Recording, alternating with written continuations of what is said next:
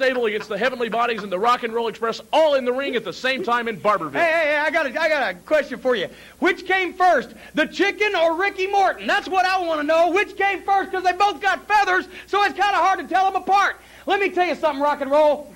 I took a lot of pride and a lot of pleasure in what we did to you at the Bluegrass Brawl and tarring and feathering your stinking cowardly hides. Because you see, you took such a beating in Pikeville, Kentucky at that Bluegrass Brawl, but still you didn't give up. So we knew right then you're too stupid to know when to quit. So we had to embarrass you. We had to humiliate you. And I can't believe that they would ever show their face again in Smoky Mountain Wrestling after what the Heavenly Bodies did to them. Well, let me just say this to you, Rock and Roll Express.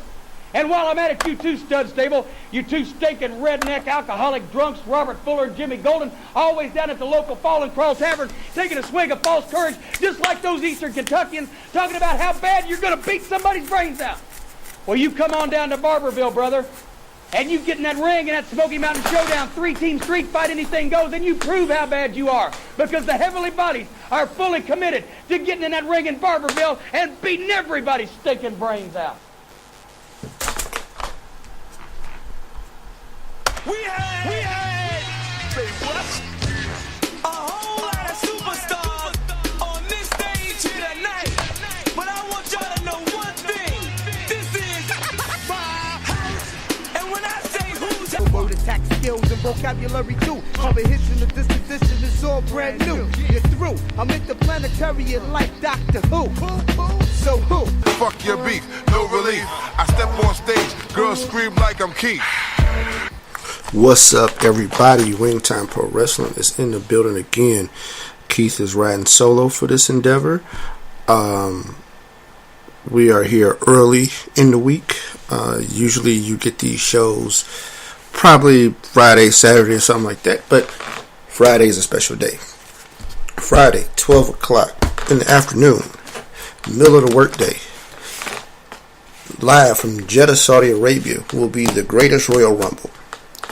You do not know how hard it is for me not to say Royal Rumble ever, but greatest Royal Rumble. Because when you say the greatest, you always have the greatest ever. But it's just the greatest Royal Rumble.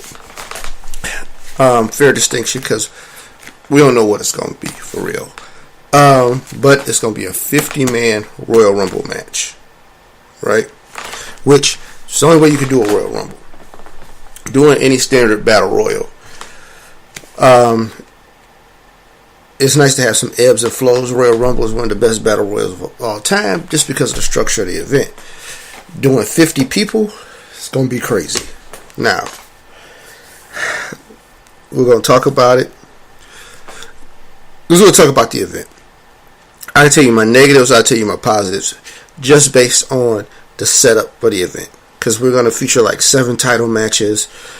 We're going to throw some specialty matches in here. And I don't know if this is taking a little bit of teeth out of WrestleMania or Backlash, but we'll see. But it's going to be an interesting event. It's going down, like I said, Friday. We'll also talk about some other things that's going on in wrestling, and I'll get you caught up on the week. So, that's that. So, without any real further ado, I guess let's get into the proceedings this evening. So we start the week off with Raw, right? Superstar shakeup is over. Everything is settled. Brock Lesnar shows up to Raw, which Brock Lesnar don't do a lot of Raw, so you know this was special, but that's because he's going to Saudi Arabia Friday. And he's defending a Universal title against Roman Reigns. So, they're there. Paul does the usual Paul stick. He got it going. Roman came out. Roman gave his promo, and nobody really bought it. Nobody really bought it. And they have an interesting situation with Roman Reigns. I was listening to like a hour-long discussion on it on Busted Open the other day, and I was thinking like, damn, man, they got a problem. And I don't know how big of a problem it is, because here's the thing. They're looking for the guy. They are looking for the next Cena. They have stumbled into this problem before, right? And I think part of it is that you just can't ordain somebody. See, I think Vince is used to ordaining people, and that's what comes out of it.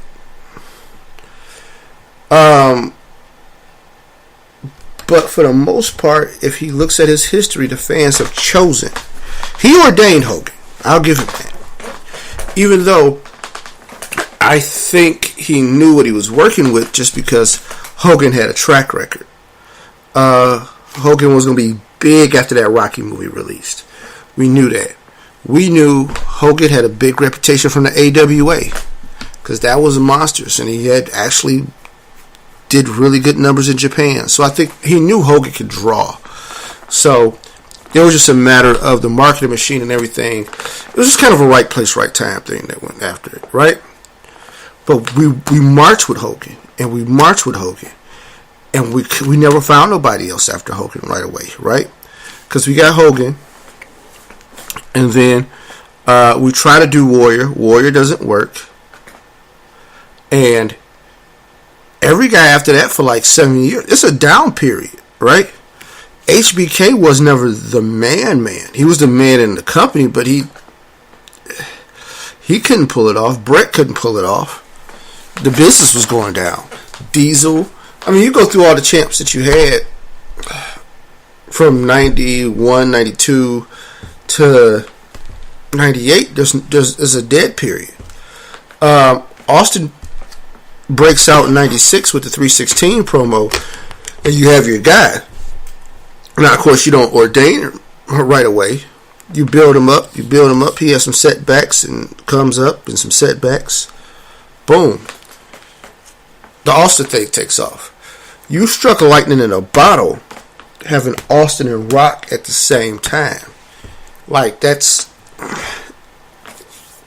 NBA getting LeBron and Kobe in their primes at the same time or something, right? So that's happening. So you have that going on. It's the perfect wheel of understudies and stars, and I mean the business popped at the time, right? So that happens. 2002 comes along. Rock is going to make movies because he's became a megastar. Austin is kind of going to have to hang it up because the body ain't going to be able to take it no more. And you've kind of took the teeth out of Austin when you align it with McMahon. So, hey man, y'all just told everybody Santa Claus wasn't real. But that's another story for another time. You run through a period. Now the business is still doing really well, and your stories save you, right?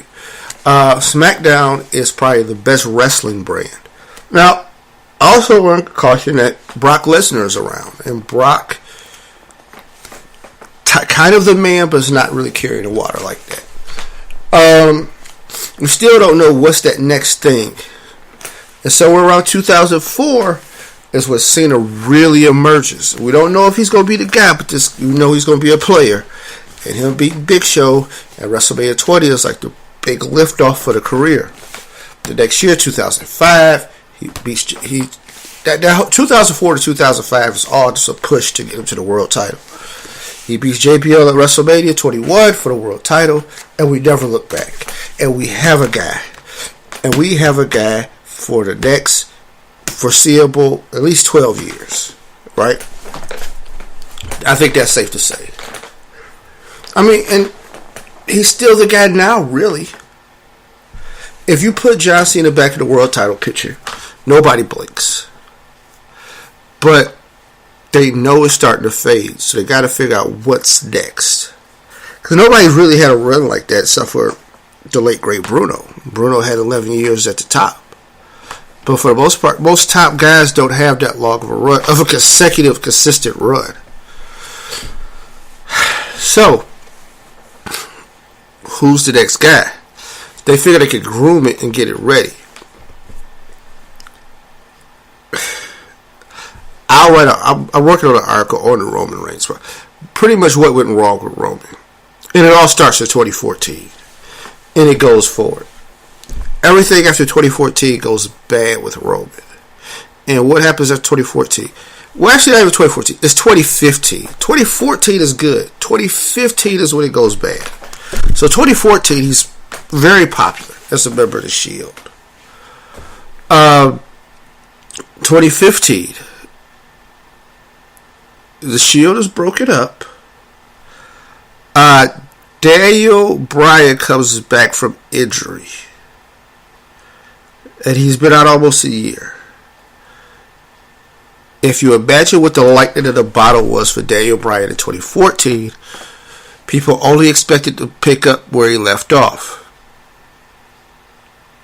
Y'all didn't do that. Y'all eliminated him early in the Royal Rumble and said, hey, this Roman guy, this is our guy. Y'all screwed him from that point.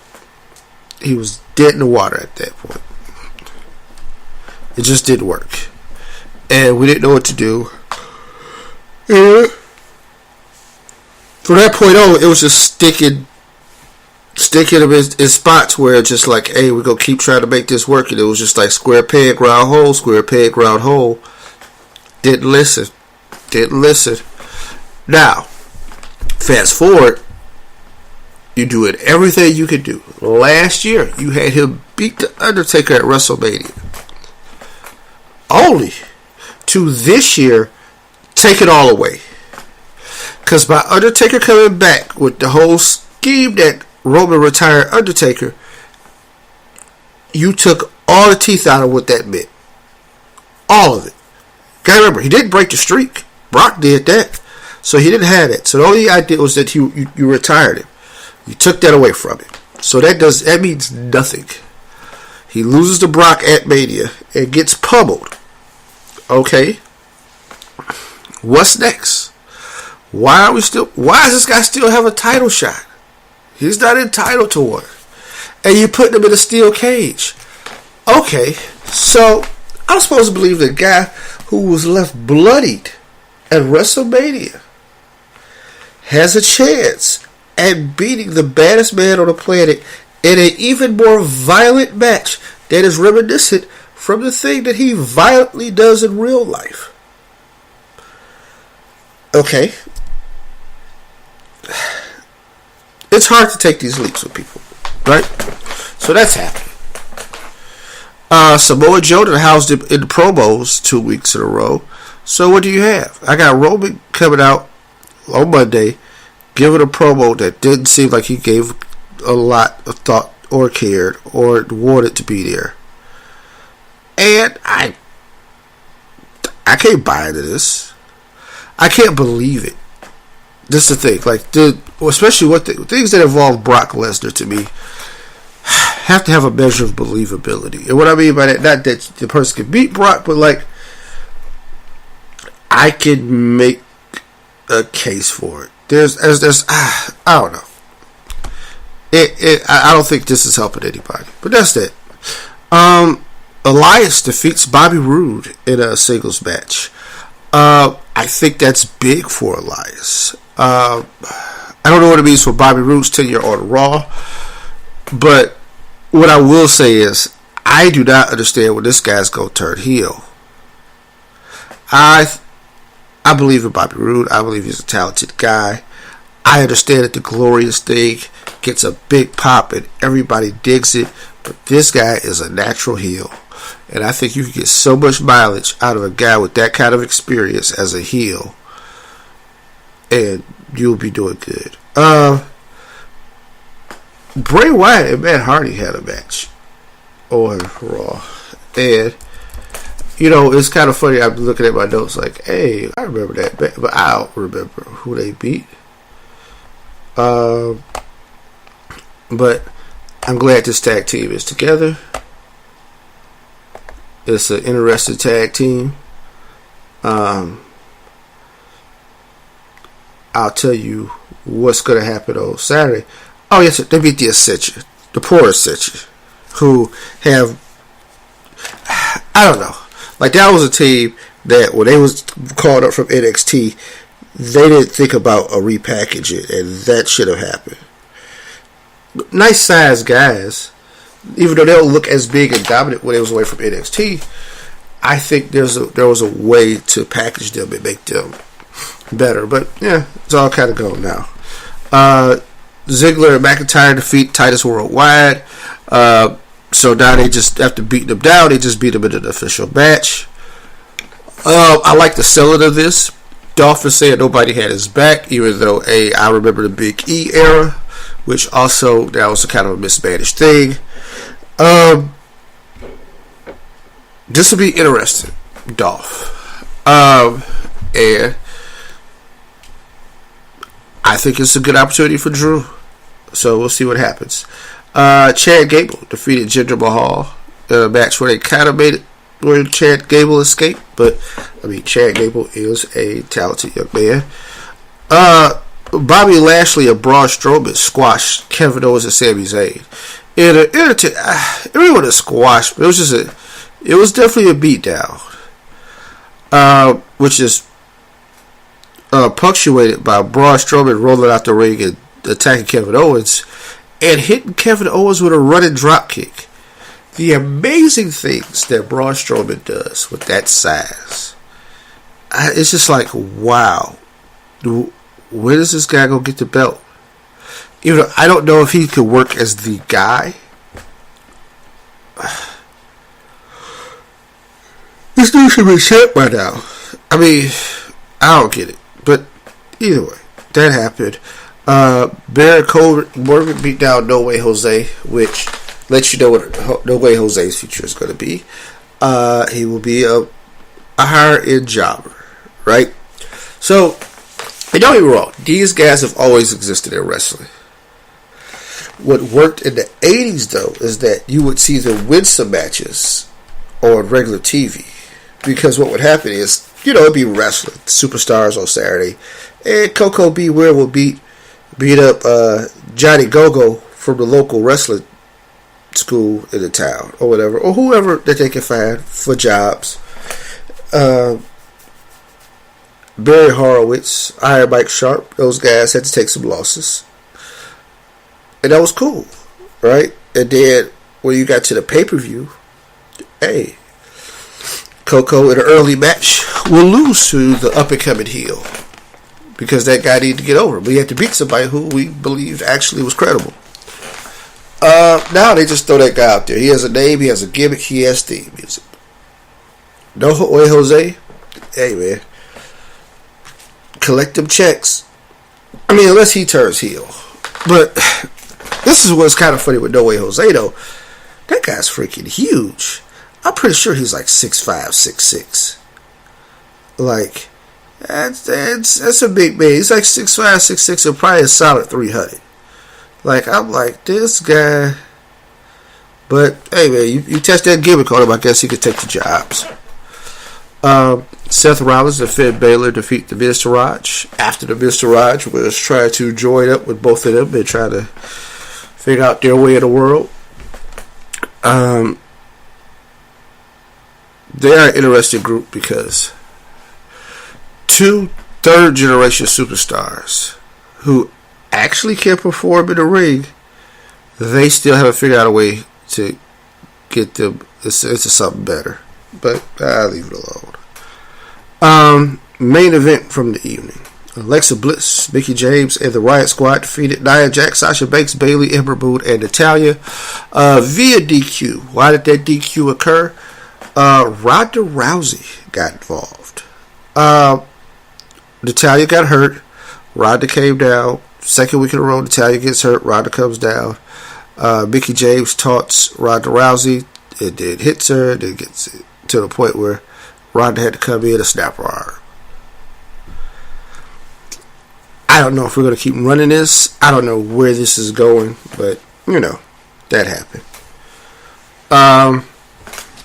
So, with that's Raw. You know what? I think I'll run through SmackDown real quick. And then I'll break it. And then we'll hit the news and the birthdays and all that stuff. And then we'll preview Royal Rumble and get out of here. Right? Because, it's late. So, why not do it that way?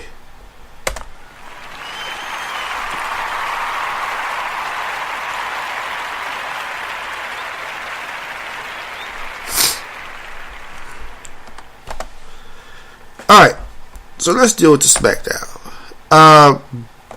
Miz TV opens up the show, and the guest is supposed to be Daniel Bryan. And Miz is kind of interesting because Miz do promos and they be having him talk about like, yeah, he a new father, da. And it's like, man, that's kind of baby faces. Because I can't boo being a father. Y'all can boo that. I can't boo being a father.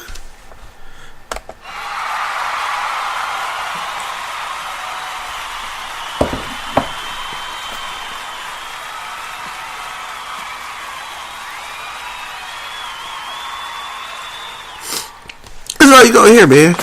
Can't nobody get down with that. But that's neither here nor there. Big Cass comes out and says he's Miz's guest instead of Daniel Bryan, and y'all shouldn't worry about Daniel Bryan. And this is kind of funny because during the show I was tweeting, or even before SmackDown, I was tweeting like, I don't know if Cass is the right person to work with Daniel Bryan right away. The reason I said that is this: I think Cass is still pretty new.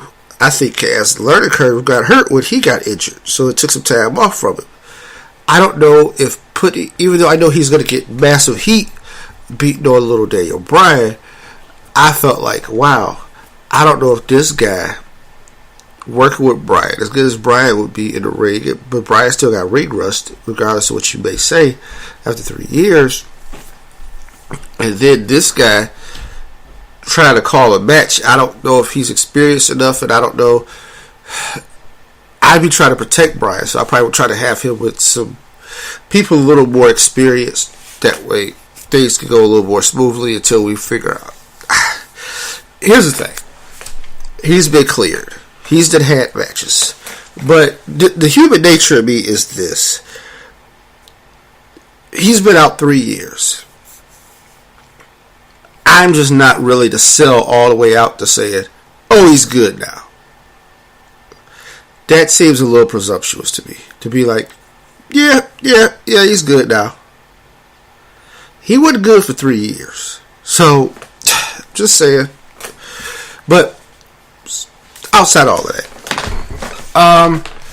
I never really heard Cass do anything. And part of it was because he never really had the direction. He was always running sidekick to Enzo, as far as verbally. Enzo was the front man. Cass is the muscle. Cass gave his promo, and it was passionate. It was poignant. That guy can talk.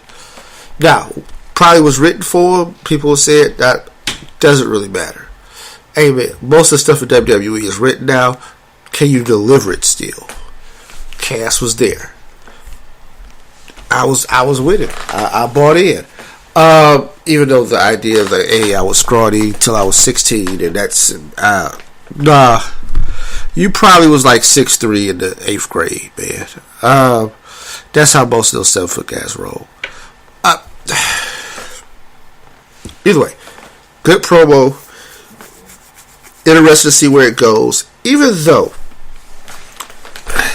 if I bring Miz to SmackDown, the first thing I'm doing is the Miz Daniel Bryan thing.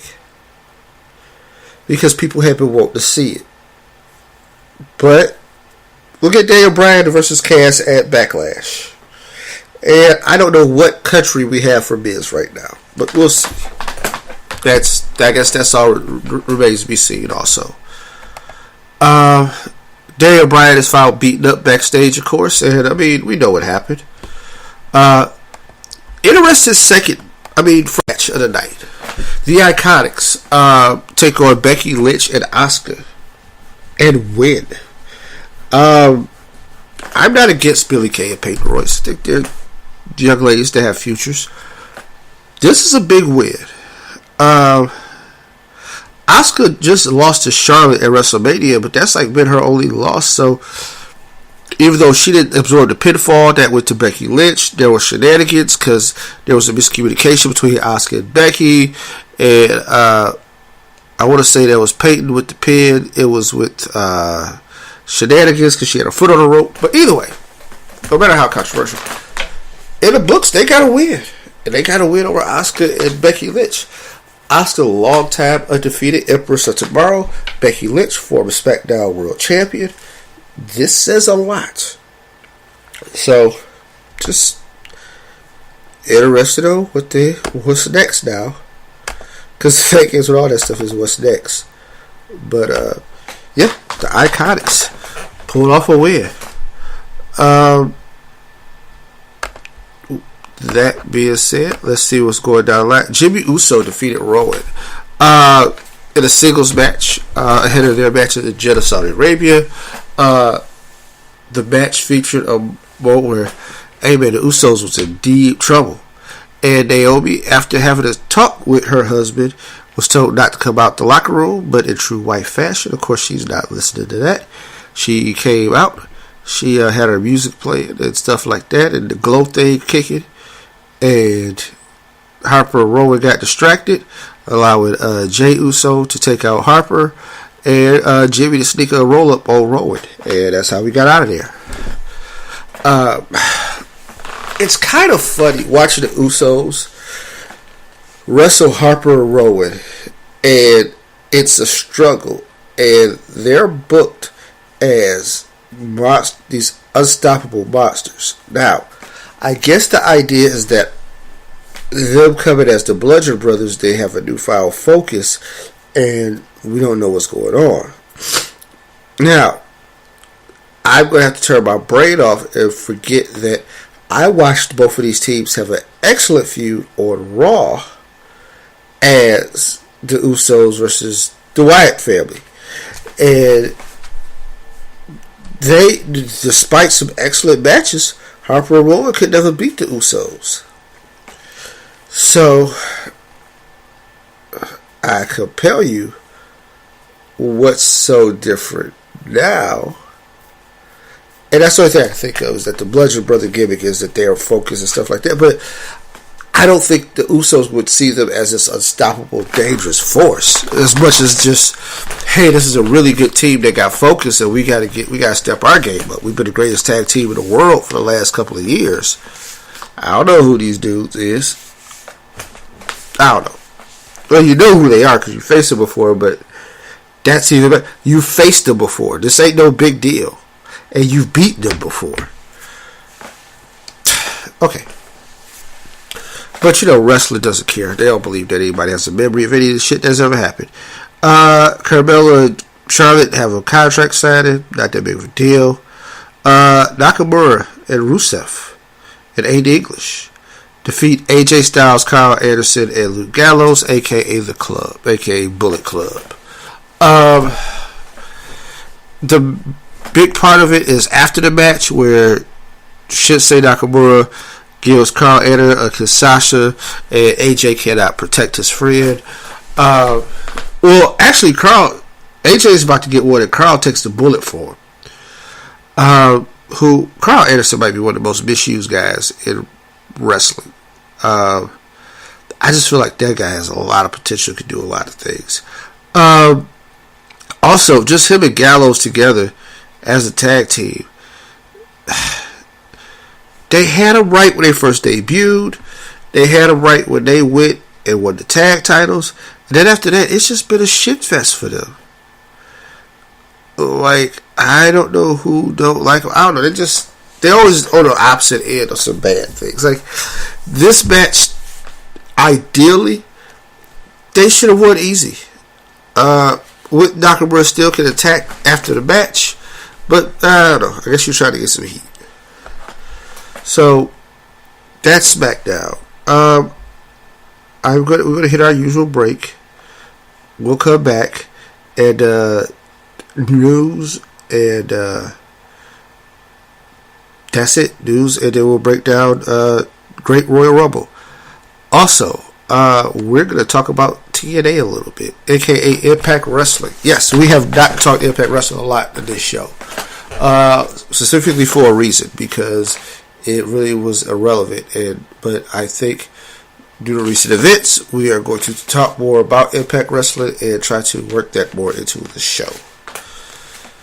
Also, we're going to talk about just a lot of other wrestling things. But here's the break. We'll be back. When I was a kid, I was the one you avoided on the playground. I never did play well with others. And when I got my report card from school, it always said, disruptive in class. But that's gonna serve me well. I'm one of the 30 competitors in the Royal Rumble match, the way I see it. Anybody can win. The person who's gonna win this match isn't gonna care about friendships or alliances or any of that do the right thing crap. The person who wins this match isn't gonna give a damn about their own physical well-being. As long as the end justifies the means, right? So don't count me out. Count me in. As far as tonight goes, 2 of my opponents in the Royal Rumble are my partners tonight, and we got one big thing in common. We detest the authority. Nobody tells me what to do. I just go out there and do it.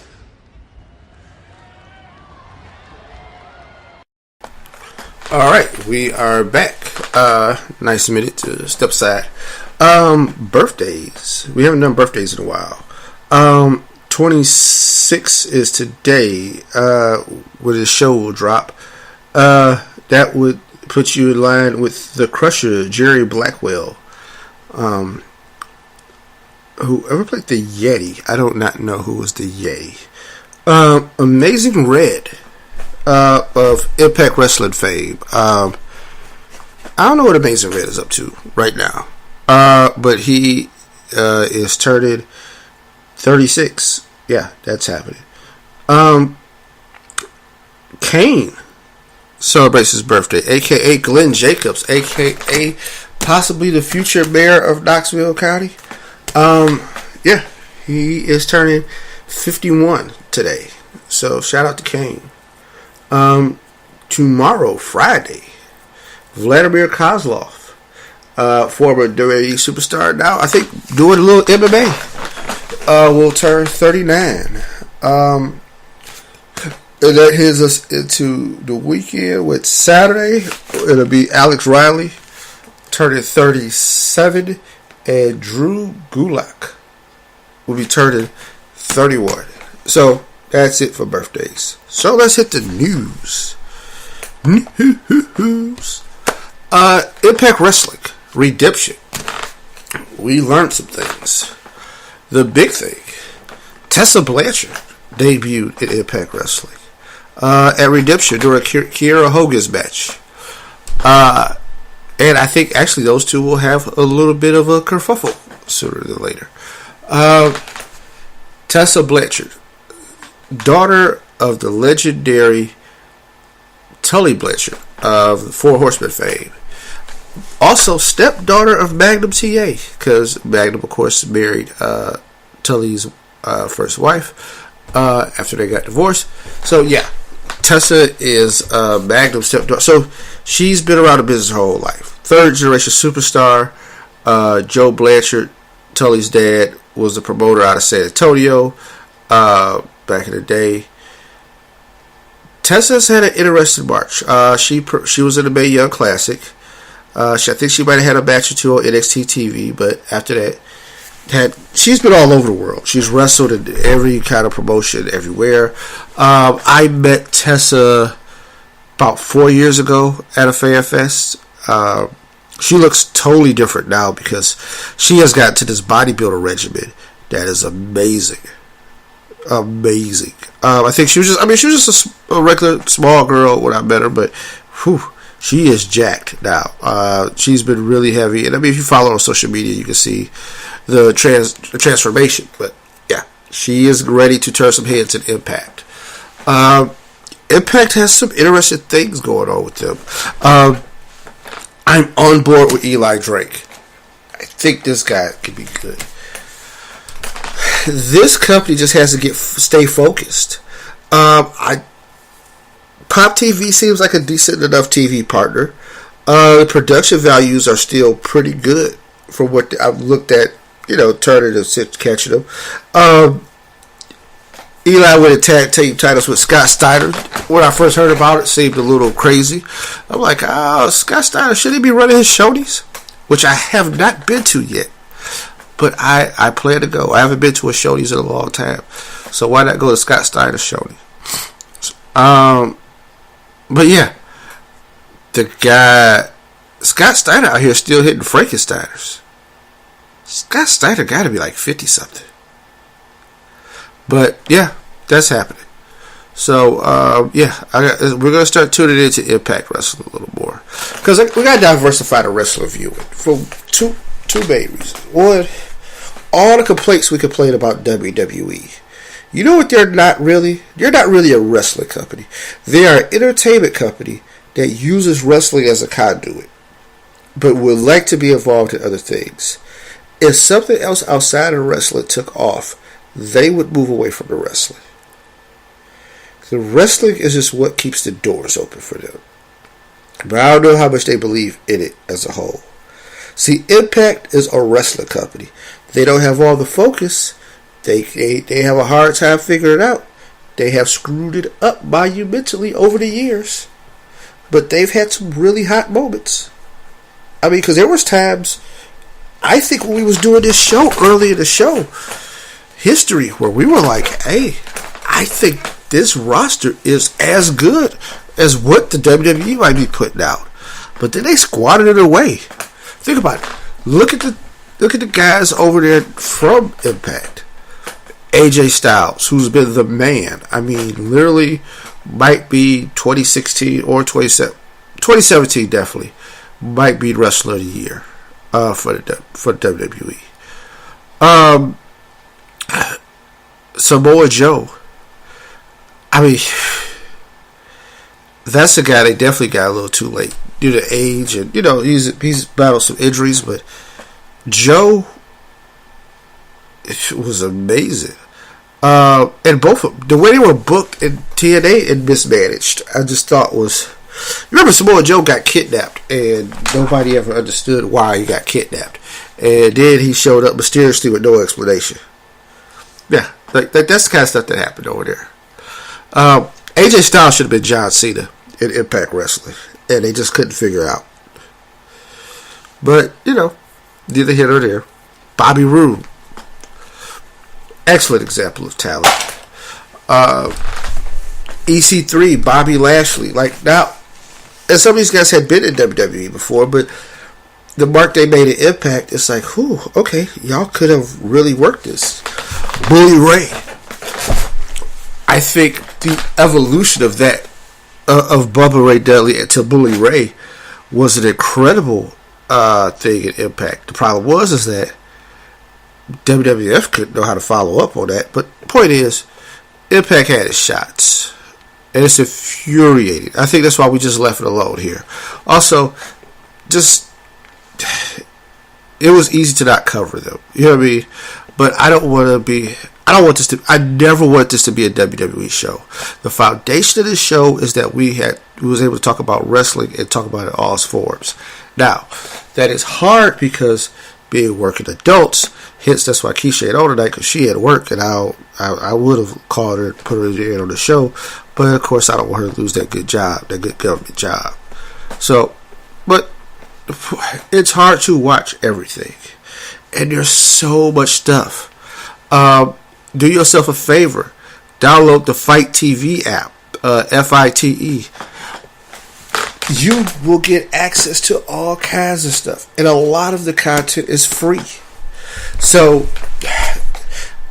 if you want to see if Vince Russo still can book wrestling, Rocky Mountain Wrestling is on the Fight TV app with free episodes weekly. Championship Wrestler from Hollywood, which is still in NWA territory, has shows weekly that you catch on Fight TV. Booker T's Reality of Wrestling has stuff you can watch on the Fight TV app, which that is where Ember Moon got her start. The Usos got their start. They have Big John Studd's kid wrestling right now. A.K.A. Sean Studd is wrestling down there, and that kid is massive. I'm surprised he's not been on it. I think he had a run in NXT when it was FCW, but it didn't pan out. But this kid is huge. We'll see how that works out. But yeah, all that stuff is on that Fight TV. They stream the weekly episodes of Ring of Honor if you don't get to catch your syndicated version in your market every week. check it out on the Fight TV app. And I think it streams to Chromecast. So you can watch it on the TV. You ain't got to just sit there and stare at the tablet. But if you're on the go, that's a good way to catch stuff. And they have a lot of clips from Impact. One thing I think will benefit Impact if they can get a partner where they can distribute their episodes. And what they don't even have to do, like, they don't have to do the thing like what WWE does with Hulu. Like, all right, the next night it's on somebody else's app or streaming platform. But they could be 2 or 3 episodes behind from the TV. But if they had it somewhere with full episodes, I think it would do better. I think it would just give better exposure to the product. But yeah, Fight TV app. New Japan. I'm hideously behind on New Japan. I haven't even logged into New Japan World recently, just because I know I'm so far in the hole. But that's gonna get caught up too. Chikara, WWN Live. I mean, we're gonna have to keep up. The Georgia Indies, like Atlanta Wrestling Entertainment, and we haven't been up to Cornelia, Georgia, up to the NWA Anarchy. Like, we haven't been around. We're gonna get back out there, and we're gonna get back to covering all the wrestling. If it takes 2 shows, I don't know how it's gonna work out. I mean, it's a busy time right now. Work is stressful. For those of you who don't know, just looking for a house, man. Looking to become a homeowner. And that process is stressful and time consuming. And hey, if you know of a nice house for sale in the Cobb County, Georgia area, hit me up. And I can get to my realtor and we can figure out if it's worth a buy. Because, man, this real estate market is crazy, man.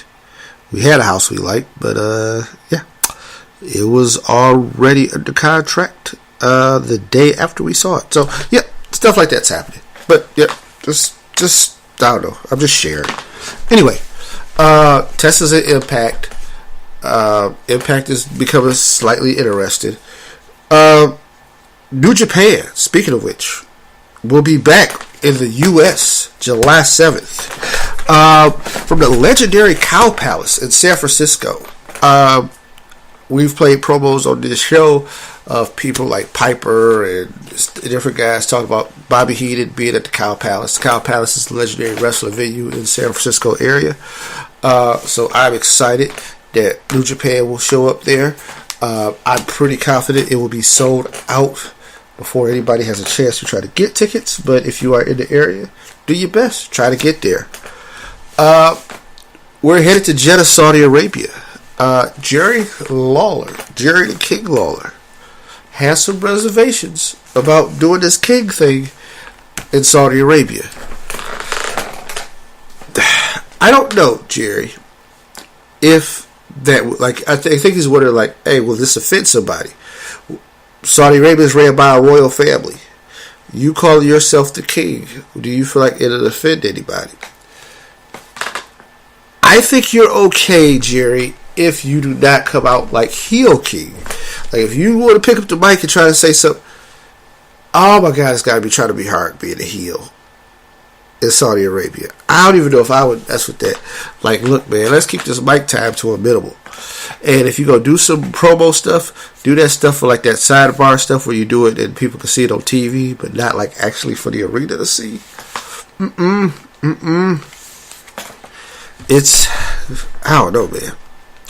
This thing is interesting because it's an obvious big money grab, right?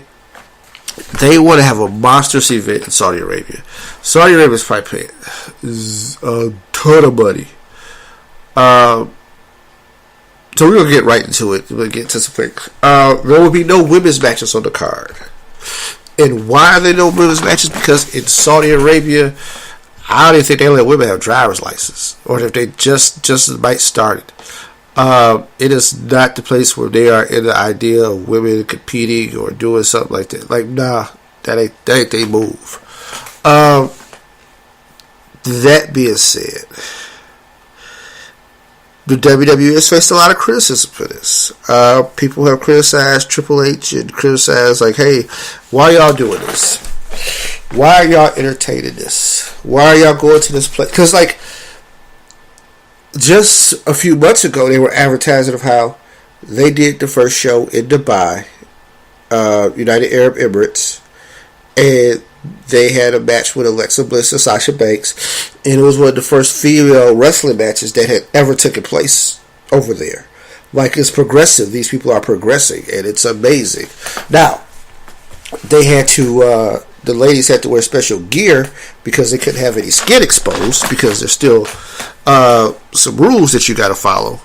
And I'm not admonishing the place for their rules, because a lot of that is based on religion, and the way I deal with religion is that I don't criticize, I don't admonish, because we all are a part of religions of some sort. Even if you don't believe in any religion, that's kind of the way people act with it. You act like you are practicing a religion, but that's another story. For the time, the thing is, like I said, I don't talk about religious customs or anything like that. When I say I talk about, if that's what y'all do, that's what y'all do. That's the best way I can put it. So, with that, the WWE kind of paid themselves in the corner. They're all about this women's evolution. They're all about this empowerment, this equality. Hey, man, more women's matches have main evented Raw recently than ever. Like, there was only like one time in history before that. Now it's just a thing. Main event the pay-per-view. That can happen. And I applaud them of the progress they've made. But one thing, when you advertise yourself as somebody who is a leader in being progressive and moving things forward and stuff like that, when you see an opportunity to move it forward and you don't do it, people can't wait to call you on it. This, I don't know if it's that situation, but people are going to treat it like it's that situation. Because I feel like you're not overcoming thousands of years of tradition in Saudi Arabia. But the idea is that you just don't do the show there.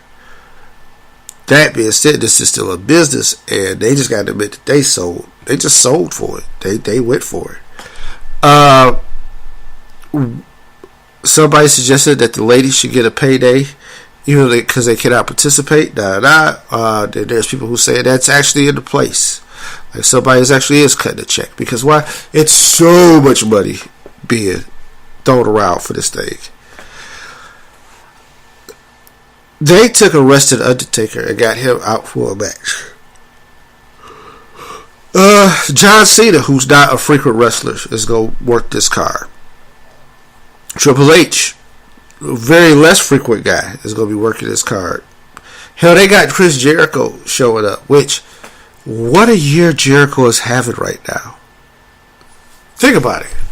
Chris Jericho, at the beginning of this year, wrestled an incredible match with Kenny Omega at Wrestle Kingdom for New Japan, which is equivalent to wrestling at WrestleMania, to only show up at the 50-man Battle Royal Rumble for the WWE in like a 3-month time span. Yeah. I mean, crazy year for Jericho. But it should be fun. With that being said, just make sure I covered all the bases for this great Royal Rumble in Saudi Arabia. Oh yeah. But so this thing is just gonna be strictly men, and the WWE is comfortable with it. And just have to admit, hey man, we just took the check. Because this check's got to be ridiculous. They aired it live during the day, which I figure like they're just going to get some mileage out of that and maybe try to get some eyeballs on it, because, hey, they was doing this event anyway, and they probably was going to get paid a lot. It was just maybe try to get a little more out of it. That being said, it's going to be hard, man. People at school, people at work. I don't know how much I will see it early. I know I got a lunch break during the middle of it, so I'll be able to catch it there. And it just really depends on what's going on around, because I don't know about catching that whole thing live. I'm going to have to, rewind, catch some of it later. But let's get to the matches. Now, here's the thing. I think a lot of these matches are obvious. And I think just because we got to keep consistency in storyline. And I don't think there's going to be too much altered in Saudi Arabia. I do think it's taking a little bit of teeth out of WrestleMania, and you're doing a lot of rematches. And I think it hurts Backlash more than WrestleMania. Now, Backlash is helpful that it's going to have women wrestling, so the card to get some diversity. And what I would do is probably move some things down or adjust the priorities. Either way, right? But let's go through the matches. Bray Wyatt and Matt Hardy will take on the Bar for the Raw Tag Team titles. The Bar's already been moved to SmackDown. Superstar Shakeup. Hence, Bray Wyatt, Matt Hardy win the Raw Tag Team Championship. Now we have Tag Team Champions on Raw. Right? So, that's easy. Jeff Hardy will take on Jinder Mahal for the United States Championship. Same principle. Jinder's already been traded to SmackDown, to Raw. Jeff has subsequently went to SmackDown with the U.S. title. Unless you can win the title, which would cause the flip of the brand, or it would just keep the belt wherever they are. It doesn't matter. But I'm going to say that Jeff Hardy will retain his United States Championship, and we'll figure out what's next for him at Backlash. Cedric Alexander will face Kalisto for the Cruiserweight title. This one actually doesn't have any brand implications, but I'm still going to say Cedric Alexander will retain. We've waited this long for him to be champion. I don't think we're just going to dump it on Kalisto right away. So that's happening. The Bludgeon Brothers will defend their tag team championships against the Usos. The Bludgeons are dangerous, and I expect them to remain champions. John Cena versus Triple H. This match is happening because they are two huge names, and there are probably some people over there that may or may not recognize everybody, but hey, these names I can recognize. If either one of them lose this match, it's not that big of a deal. It's not that big of a deal who wins. So I'm gonna go with John Cena just because he just took that Undertaker loss, and we could go well. But Triple H just did the Ronda Rousey thing, but I think we expected that. It doesn't really matter, I don't think, but Cena has to wrestle more sooner than Triple H probably will have to wrestle. So with that, let's go with Cena. Why not? The match that I'm probably the most upset about: Rusev versus The Undertaker in a casket match. All right. Here's where I'm done with this. One, how over does Rusev Day have to be? And somebody still's like, you know what? At every turn, we gotta try to squash this out, because that's how I feel about the run that Rusev has had. Because he's in matches that he can't win, shouldn't win, and it's that, hey, or the matches he should win. I mean, he should be United States champion right now. But nah, that's okay. That's how they feel. Like, nah, we'll figure out something else. So it's like,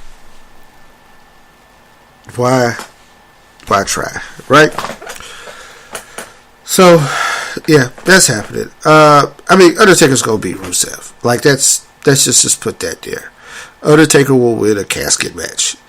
I mean, this is what it's for. It's going to be kind of like WrestleMania. The people want to see this thing.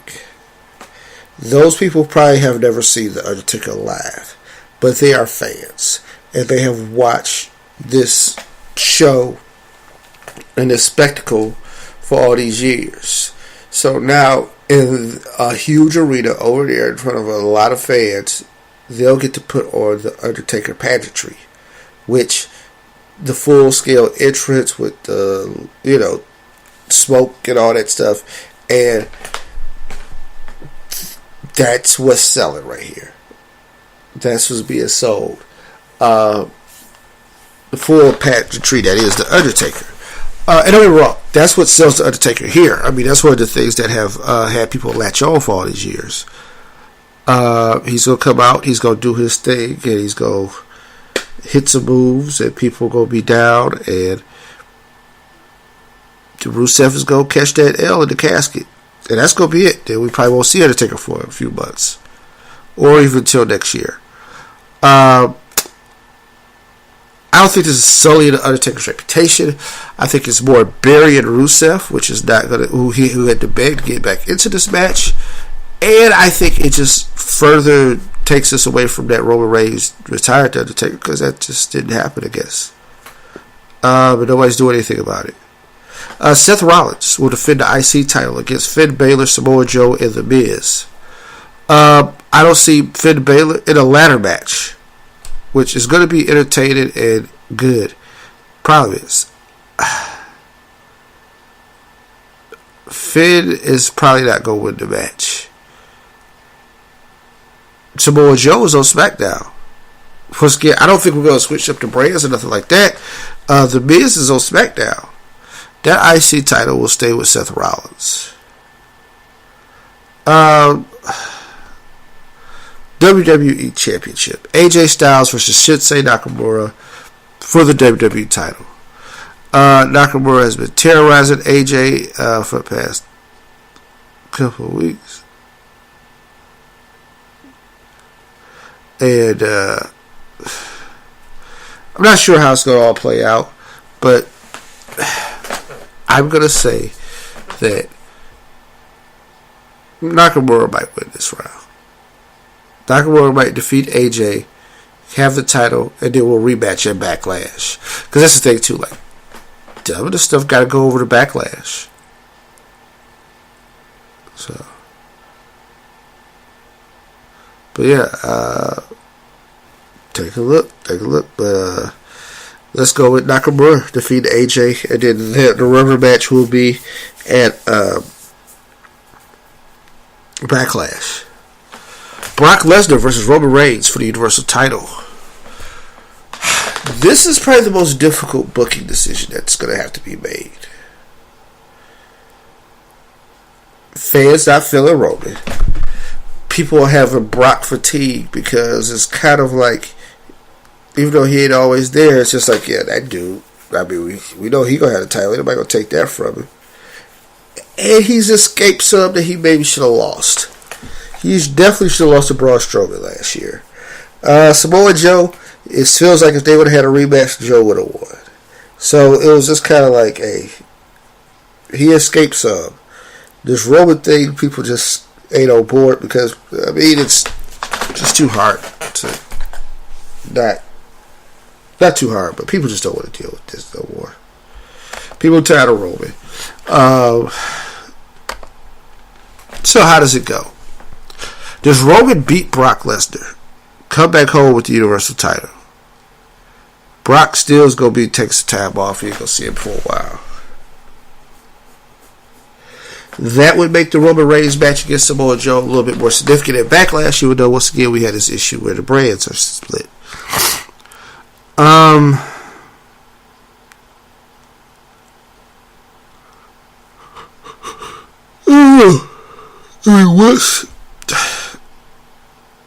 going to go with Brock. And this is where I'm doing this. There's no rhyme or reason. It's just that why bet against a guy who ain't lost the belt in a year? Like, this guy has been holding on to this title over a year since he beat Goldberg at WrestleMania 33. Uninterrupted reign. let's keep it moving. Longest reigning Universal Champion, Brock Lesnar, because we don't believe Roman gets the job done.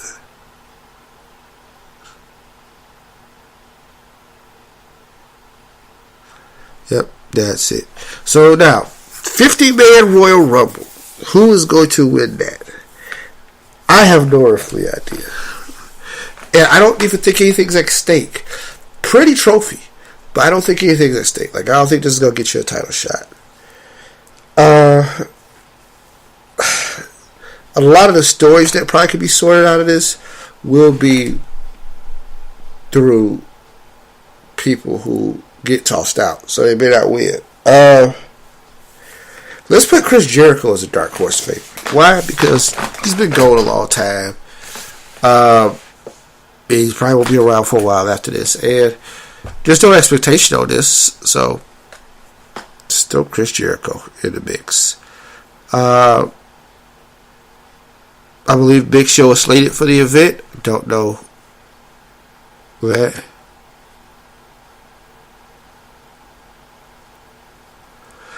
But, yeah, man.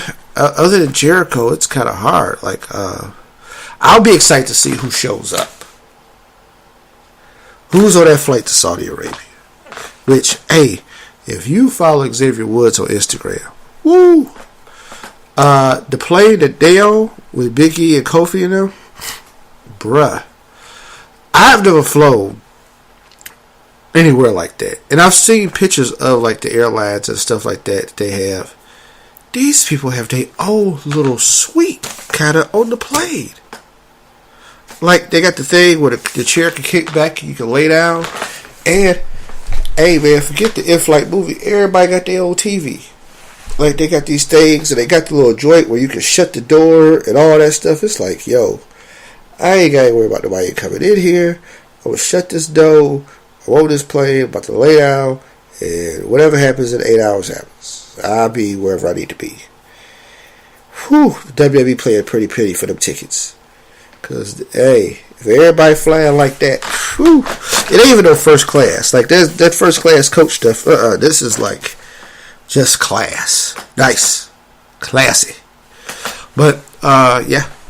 I'm excited to see how they book that match, how it turns out. I'm sure it's going to be something that leaves everybody with a good feeling and a good pop. Probably a babyface will win it because they want the cheers and stuff like that. So, with that being said, that will be it for us tonight. Tune in Friday, watch it, and we will discuss it next week. Next week, we will also have a preview of Backlash. More of the matches will be sorted out after this Royal Rumble event, and we'll see where we're really headed this year in the WWE.